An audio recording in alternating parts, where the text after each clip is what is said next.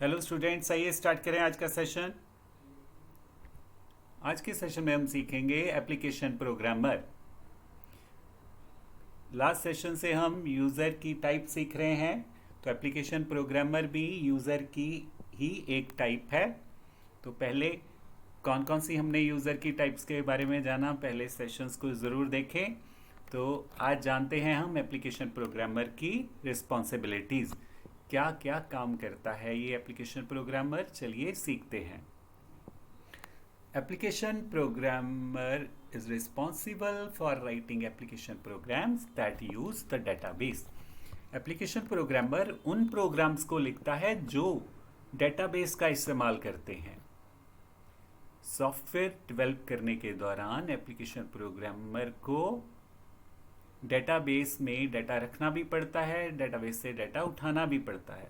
तो इस तरह से ये जो एप्लीकेशन प्रोग्रामर के प्रोग्राम्स हैं वो डेटाबेस में से डाटा उठाते भी हैं और रखते भी हैं।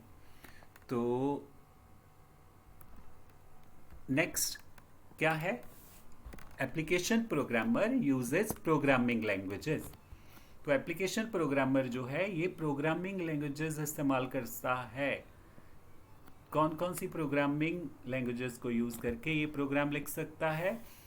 Visual Basic, C plus plus, Fortran और भी कई सारी लैंग्वेजेस हैं जिनको यूज़ करके ये डेटाबेस को असेस कर सकता है और अपना सॉफ्टवेयर डेवलप कर सकता है।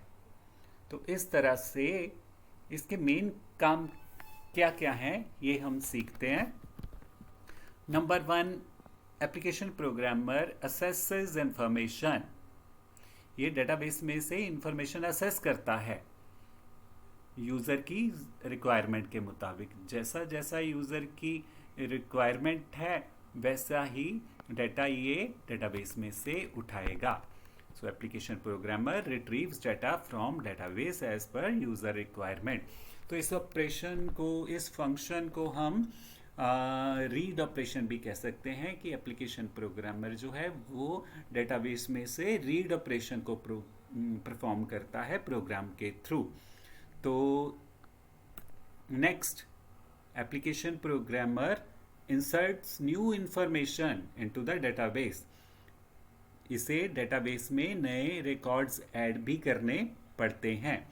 जब भी एप्लीकेशन प्रोग्रामर के द्वारा बनाए हुए सॉफ्टवेयर के थ्रू डाटा एंटर होता है तो वो कहाँ स्टोर किया जाता है? डेटाबेस में। तो प्रोग्रामर को इंसर्ट करनी पड़ती है नई इंफॉर्मेशन डेटाबेस में। तो इस ऑपरेशन को क्रिएट ऑपरेशन भी कहा जाता है। तो आपको दो मेन काम जो हैं वो पता चल चुके हैं। और इसका थर्ड ऑपरेशन कौन सा है? ही कैन अपडेट और modify the existing data in the database. इसे डेटाबेस में रखे हुए डाटा को चेंज भी करवाना पड़ सकता है। तो इसलिए एप्लीकेशन प्रोग्रामर अपडेट्स और modifies the existing data in the database. तो इस तरह से इस ऑपरेशन को अपडेट ऑपरेशन कहते हैं। और नेक्स्ट है last, fourth, delete operation, deletion operation. His main task is deleting information.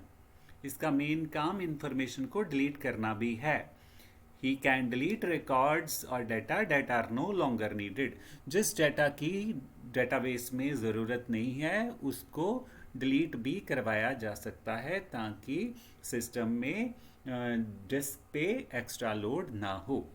तो इस तरह से डिलीशन ऑपरेशन जो है ये इसका फोर्थ ऑपरेशन रहा। तो इन चारों ऑपरेशंस को हम क्रड ऑपरेशंस भी कह देते हैं। तो एप्लीकेशन प्रोग्रामर जो है क्रड ऑपरेशन परफॉर्म करता है। C for creation and R for assessing, reading information, और यू फॉर अपडेशन और डी फॉर डिलीशन। तो क्रड ऑपरेशन जो है वो एप्लीकेशन प्रोग्रामर द्वारा किए जाते हैं प्रोग्राम लिखकर।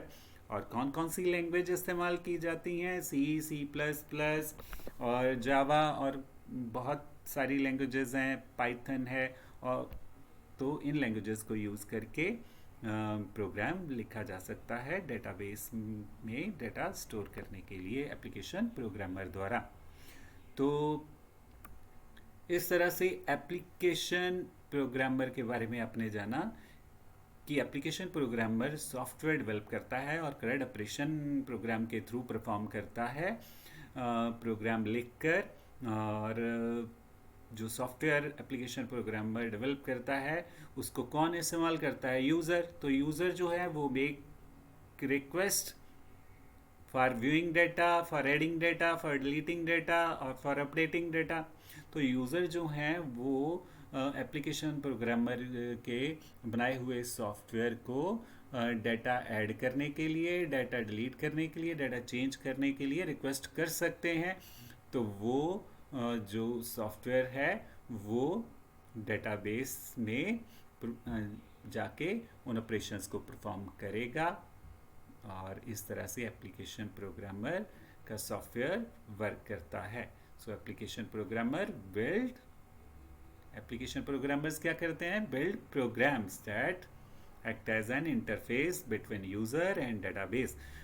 एप्लीकेशन प्रोग्रामर द्वारा बनाए हुए प्रोग्राम्स या सॉफ्टवेयर वो यूज़र इंटरफेस कहलाता है, जो कि यूज़र और डेटाबेस के बीच में काम करते हैं। आई होप कि आपको अच्छे से समझ आया होगा। तो सेशन को यहीं स्टॉप करते हैं, मिलेंगे नेक्स्ट सेशन में नेक्स्ट टॉपिक के साथ।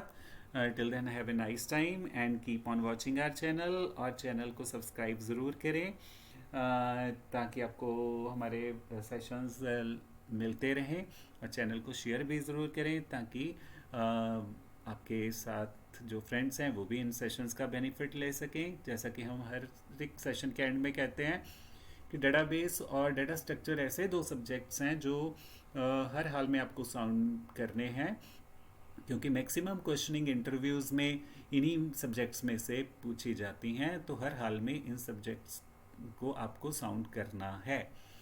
तो चलिए सीखेंगे नेक्स्ट सेशन में कमर्शियली अवेलेबल DBMS के बारे में। तो till then have a nice time, bye bye.